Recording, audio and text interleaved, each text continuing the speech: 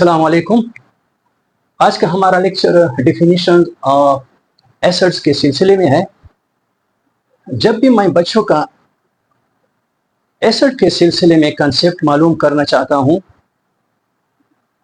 कि बच्चों का एसिड के मुतालिक कंसेप्ट क्लियर है या नहीं, तो फिर मैं दो सवालात पूछता हूं।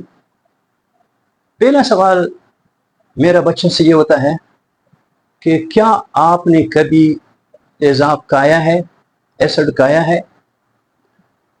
तो अक्सर औकात तकरीबन 90% बच्चे वो हैरान हो जाते हैं और जवाब में कहते हैं कि क्या कोई एसिड खाया भी जा सकता है, क्योंकि उसका ख्याल होता है और तेज़ाब जो कि गर्भ में जो बैटरियाँ होती हैं यही तेज़ाब होता है, या तेज़ाब फिर स्कूल के लेबॉर्ट्री में उधर ही पड़ा रहता है, यही इसका तेज़ाब के मुतालिक ख्याल होता है। दूसरा सवाल ये पूछता हूँ कि दो आदमी है, एक अनपढ़ है और एक पढ़ा लिखा है। जो अनपढ़ है, फर्ज कीजिए वो स्कूल के गेट का चौकीदार है, जो कि बिल्कुल अनपढ़ है, कुछ भी नहीं जानता, और दूसरा शख्स क्लास में किसी बच्चे को मतलब उधर मुकर्रर करते हैं कि ये बच्चा है या ये दूसरा शख्स है, ये पढ़ा लिखा है, ये वाटर का फार्मूला भी जानता है, ये हाइड्रोजन आयन के मुतालिक भी जानता है, ये इलेक्ट्रॉन पेयर के मुतालिक भी जानता है, और ये है प्रोटॉन के मुतालिक भी जानता है, लेकिन इसको भी एसिड का पता नहीं है, ये भी एसिड नहीं जानता। तो वो जो अनपढ़ चौकीदार है वो भी एसिड नहीं जानता, और ये जो यहाँ पर एक बच्चा है या एक दूसरा शख्स है, ये भी ये पढ़ा लिखा है और लेकिन ये भी एसिड नहीं जानता। तो आप इसको दोनों को एसिड किस तरह समझाएंगे? मसलन वो चौकीदार आपके पास आ गया कि डॉक्टर ने आज मैं डॉक्टर के पास गया था, तो डॉक्टर ने कहा कि आपकी मेदे की तेज़ाबियत बढ़ गई है, लेकिन ये तेज़ाबियत क्या चीज़ है, ये तो मैं नहीं जानता, ये मेदे में तेज़ाबियत क्या चीज़ होती है, ये सवाल आपसे पूछता है। और दूसरा जो पढ़ा लिखा है वो भी एसिड नहीं जानता है। तो आप दोनों को किस तरह समझाएंगे कि एसिड, और अनपढ़ को किस तरह समझाएंगे, और जो तालीम याफ्ता है जो कि इलेक्ट्रॉन पेयर भी जानता है, प्रोटॉन भी जानता है, वाटर के मुतालिक भी जानता है, लेकिन एसिड के मुतालिक नहीं जानता, इसको आप फिर किस तरह समझाएंगे? तो जिन बच्चों का कंसेप्ट क्लियर होता है एसिड बेस के मुतालिक, तो वो बता देते हैं कि अनपढ़ को हम इस तरह बताएंगे और जो तालीम याफ्ता होता है इसको इस तरह बताएंगे। ये उस वक्त जब इसका कंसेप्ट क्लियर होता है। लेकिन अक्सर बच्चे तकरीबन जितने भी ये इस किस्म का ये सवाल जहाँ भी मैंने पूछा है बच्चों से, तकरीबन 1% या 1% से भी कम बच्चों ने इसका सही जवाब दिया है, और इससे ये जाहिर होता है कि इसका जो बेसिक कंसेप्ट होता है एसिड के बारे में वो क्लियर नहीं होता। तो एसिड बेस जो है इसकी डिफिनीशन जो है, इसकी दो तरह हम इसकी डिफिनीशन बयान कर सकते हैं। यानी इसकी डिफिनीशन जो है, there are two types of definition. पहला जो डिफिनीशन हुआ करता था इसको फंक्शनल डिफिनीशन, बाद में जब इलेक्ट्रॉन, प्रोटॉन और ये चीज़ें दरियाफ़त हुई, एटम का स्ट्रक्चर मालूम हुआ, तो फिर बाद में ये मुख्तलिफ़ किस्म के इसका जो डिफिनीशन है वो भी चेंज हो गया। तो असल में एसिड बेस का जो डिफिनीशन है वो दो टाइप्स पर मुश्तमिल है। एक को फंक्शनल डिफिनीशन कहते हैं, और दूसरा जो है वो थ्योरेटिकल डिफिनीशन है।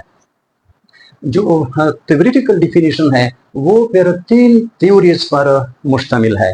यानी अरहेनियस डिफिनीशन है, ब्रांस्टीड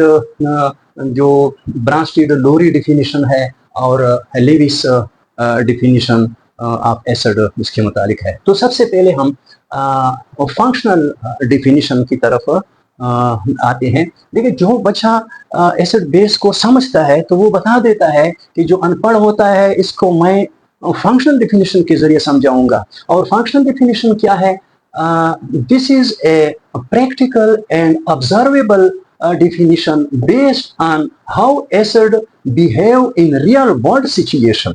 तो ये वो थ्योरी के मुताबिक वो तो अनपढ़ है, तो जो बच्चे का कंसेप्ट क्लियर होता है वो समझ जाता है कि मैंने इसको अमली जिंदगी में पहले से इस शख्स को कुछ चीज़ों के मुतालिक मालूमात होते हैं। मसलन हर शख्स को ये मालूम होता है कि जब हम बात चीज़ें खाते हैं तो बात चीज़ें तुर्श होती हैं, बात चीज़ें शोर होती हैं, तुर्श होती हैं। तो वो जब अनपढ़ को समझाएगा, वो बच्चे कहते हैं कि जब हम अनपढ़ को समझाएंगे तो ये कहेंगे कि जो चीज़ तुर्श होता है, जो चीज़ शोर होता है, वही एसिड है, और यही इसको फंक्शनल डिफिनीशन कहते हैं।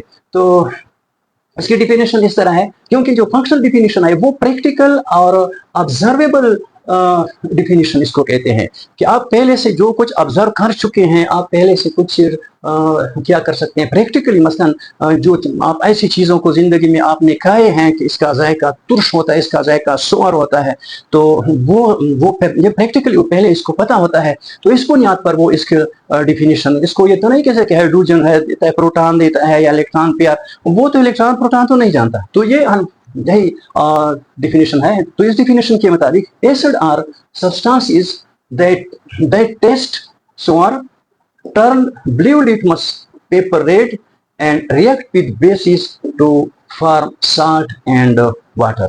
ये जो इसका है, ये इसका फंक्शनल डिफिनेशन है। और इसके एग्जांपल ऑफ फंक्शनल प्रॉपर्टी जो है, फंक्शनल प्रॉपर्टी जो है, इसमें सोर टेस्ट है, लाइक लेमन जूस, वो सोर होता है।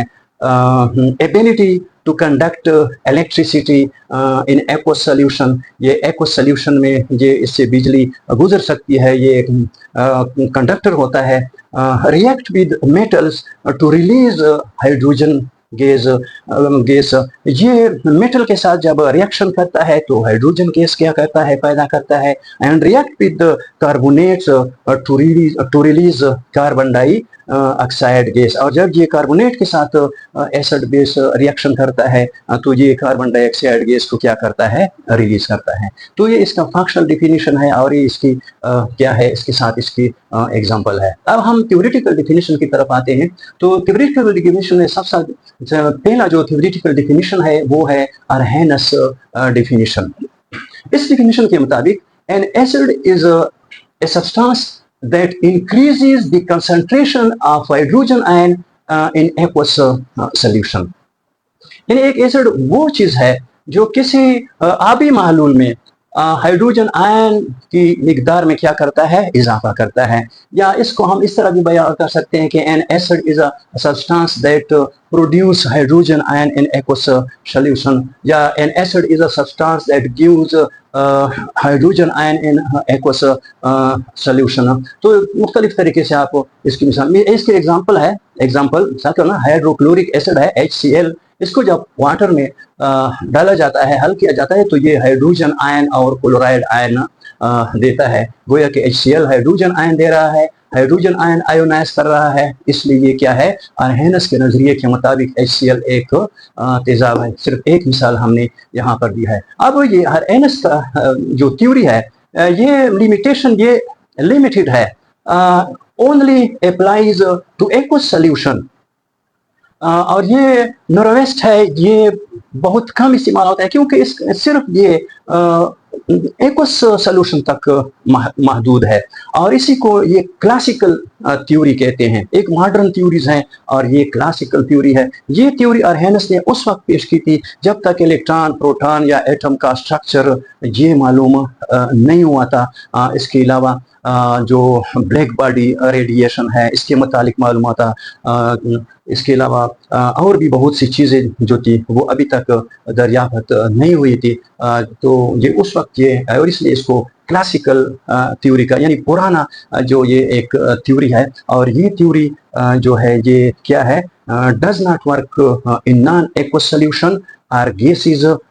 ये एक्वस सॉल्यूशन के अलावा ये गैसेस वगैरह में या दूसरे जो पानी के अलावा दूसरे जो सॉल्वेंट होते हैं, इसमें ये आम काम नहीं करता। Atomic structure, electron behaviour can not explain, यानी इसकी मदद से न एटॉमिक स्ट्रक्चर को न इलेक्ट्रॉन बिहेवियर को क्या किया जाता है, एक्सप्लेन किया जा सकता है।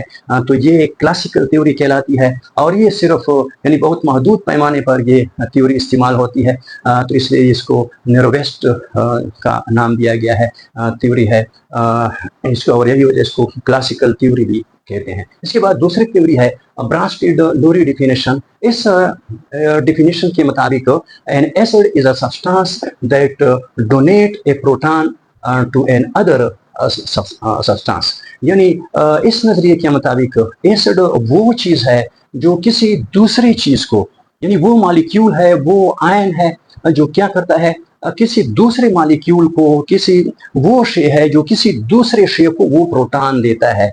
H+ से हम मुराद है प्रोटॉन, जो प्रोटॉन क्या करता है, देता है। एग्जांपल इसकी है मसलन ये HCl और वाटर है, तो ये जब HCl जो होता है वाटर को जब एक प्रोटॉन देता है तो ये हाइड्रोनियम आयन बन जाता है और ये क्लोराइड आयन बन जाता है। तो यहाँ पर इसने एक क्या दिया है, प्रोटॉन दिया है, तो ये इसके मुताबिक क्या है, HCl एक एसिड है। ये थ्योरी जो है ये क्या है, ब्रॉडर देन अरहेनस है। ये अरहेनस की थ्योरी से फिर क्या है, ज्यादा ब्रॉडर है, वसी है, applies in non aqueous system too, क्योंकि ये नॉन एक्वस पानी के अलावा भी जो है बहुत से सॉल्वेंट में और ये गैसेस में क्या हो सकता है, इस्तेमाल हो सकता है, और इसलिए इसको क्या कहते हैं, ब्रॉडर थ्योरी कहते हैं कि ये अरहेनस की थ्योरी से क्या है, ब्रॉडर है। सिर्फ ये एक्व सोल्यूशन तक महदूद नहीं है, एक्व सोल्यूशन में ये भी काम करता है और इसके अलावा ये गैसेस और दूसरे सॉल्वेंट में भी क्या करता है, इस्तेमाल हो सकता है। तो इसलिए ये इसके मुकाबले में क्या है, ये ब्रॉडर है। इसके बाद लिविस डिफिनीशन है। लिविस डिफिनीशन के मुताबिक an acid is a substance that, यानी सब्सटेंस का वो मॉलिक्यूल भी हो सकता है, सब्सटेंस वो आयन भी हो सकता है। An acid is a substance or molecule or ion accepts a pair of electron to form a covalent bond, यानी लिविस डिफिनेशन के मुताबिक एक एसिड वो शे है जो एक इलेक्ट्रॉन पेयर, जिसमें एक इलेक्ट्रॉन पेयर कबूल करने की, हासिल करने की क्या है, सलाहियत हो। वो सब्सटेंस जो है वो मॉलिक्यूल भी हो सकता है, वो आयन भी हो सकता है, लेकिन जब जो चीज़ इलेक्ट्रॉन पेयर क्या करता है, एक्सेप्ट करता है, वो लिविस डिफिनेशन के मुताबिक वो तमाम चीज़ें क्या हैं, वो एसिड है। इसके एग्जांपल है बोरोन ट्राईफ्लोराइड और अमोनिया। इसमें बोरोन ट्राईफ्लोराइड, असल में बोरोन के आखिरी जो इसका बोरोन का जो शेल होता है बोरोन, इसमें 5 इलेक्ट्रॉन होते हैं, 5 इलेक्ट्रॉन इसमें होते हैं, तो और 3 इलेक्ट्रॉन इसमें होते हैं। तो बोरान क्या करता है, फ्लोरीन 3 क्या करता है, 3 तो वो इसके साथ फ्लोरीन क्या करता है, 3 फ्लोरीन इसके आपस, यानी इसमें 3 इलेक्ट्रॉन होते हैं, तो 3 फ्लोरीन यहाँ पर आकर क्या करते हैं, कोवेलेंट बॉन्ड इसके साथ बना लेता है। तो इसके पास अब कुल कितने और 6 इलेक्ट्रॉन अब हो गए। और इसी तरह अब आप नाइट्रोजन अमोनिया जो होता है NH3, इसके पास अभी जो होते हैं 3 इलेक्ट्रॉन होते हैं, एक इस हाइड्रोजन के साथ वो इश्तिराक करता है, एक इस हाइड्रोजन के साथ और एक इस हाइड्रोजन के साथ, और एक इलेक्ट्रॉन पेयर इसके पास इसी तरह बाकी होता है। तो ये बोरान जो होता है इसको हश्ता मुकम्मल करने के लिए ऑक्टेट रोल जो है, इसको मजीद 2 इलेक्ट्रॉन की जरूरत है, और ये अमोनिया जो है वो इसके साथ कोऑर्डिनेट को बॉन्ड के साथ इसके साथ इस इलेक्ट्रॉन का इश्तिराक करता है, गोया ये इलेक्ट्रॉन क्या करता है, इसको दे देता है। तो बोरान जो है इधर फ्लोरीन है, इधर भी फ्लोरीन है, इधर भी फ्लोरीन है, ये जो इसके साथ इलेक्ट्रॉन का वो नाइट्रोजन इश्तराक कर लेता है, और इसके साथ हाइड्रोजन है, हाइड्रोजन है और हाइड्रोजन है, तो ये इलेक्ट्रॉन पेयर इसको देते। तो वो बोरोन ट्राईफ्लोराइड ने ये इलेक्ट्रॉन पेयर क्या है, गेन किया है, एक्सेप्ट किया है। तो यही वजह है कि बोरोन ट्राईफ्लोराइड जो है ये क्या, यहाँ पर सब्ज रंग से मैंने तीर का निशान, ये कोऑर्डिनेट कोवेलेंट बॉन्ड को जाहिर करता है, तो ये कोऑर्डिनेट कोवेलेंट बॉन्ड बना लेता है, और इसलिए बोरोन ट्राईफ्लोराइड जो है ये एक एसिड है। मोस्ट जनरल, इसको मोस्ट जनरल थ्योरी कहते हैं क्योंकि ये क्या है, ये ब्रॉडेस्ट थ्योरी कहलाती है क्योंकि ये जो मिसाल यहाँ पर हमने देखा कि ये जो हाइड्रोजन आयन होते हैं, ये हाइड्रोजन आयन है या प्रोटॉन है, और ये हाइड्रोजन आयन जो होता है ये 2 इलेक्ट्रॉन वो एक्सेप्ट कर सकता है। तो हाइड्रोजन आयन जो अरहेनिस के नज़रिए के मुताबिक हाइड्रोजन आयन एसिड है, और फिर लिविस के नज़रिए के मुताबिक यही हाइड्रोजन आयन 2 इलेक्ट्रॉन क्या कर सकता है, कबूल कर सकता है। तो इसके मुताबिक ये भी क्या है, एसिड है। इस तरह प्रोटॉन भी 2 इलेक्ट्रॉन कबूल कर सकता है। तो ये ज़्यादा क्या है, ब्रॉडेस्ट या क्या है, जनरल थ्योरी इसको कहते हैं। ये बहुत वसी पैमाने पर ये थ्योरी क्या होती है, वो इस्तेमाल होती है। तो ये इसी तरह जो बेस होते हैं, बेस भी बस डिफिनीशन इसका थोड़ा सा हाइड्रोजन की जगह हम वहाँ पर हाइड्रॉक्सिल आयन का जिक्र करेंगे। जो हाइड्रॉक्सिल आयन वहाँ पर इसका जायका थोड़ा वहाँ पर फंक्शनल में ये बीटर होते हैं, और यहाँ पर हाइड्रॉक्सिल आयन की बजाय अगर हाइड्रोजन आयन की बजाय हाइड्रॉक्सिल आयन वो देते हैं, और यहाँ पर वो प्रोटॉन की बजाय प्रोटॉन देने की बजाय प्रोटॉन एक्सेप्ट करने वाले होते हैं, और यहाँ पर इलेक्ट्रॉन पेयर एक्सेप्ट करने की बजाय वो इलेक्ट्रॉन पेयर देने वाले होते हैं। मसलन NH3 जो है ये फिर बेस है क्योंकि वो इलेक्ट्रॉन दे रहा है। तो वो भी तकरीबन इसी तरह इसकी क्या है, डिफिनीशन है। तो ये एसिड बेस के मुतालिक मुख्तसरन आज इसकी जो डिफिनीशन है, 2 टाइप्स की इसकी डिफिनीशन है, फंक्शनल डिफिनीशन है और थियोरेटिकल डिफिनीशन है। और थियोरेटिकल डिफिनीशन फिर 3 टाइप्स के हैं, अरहेनिस डिफिनीशन, ब्रांच-लोरी डिफिनीशन और लिविस डिफिनीशन।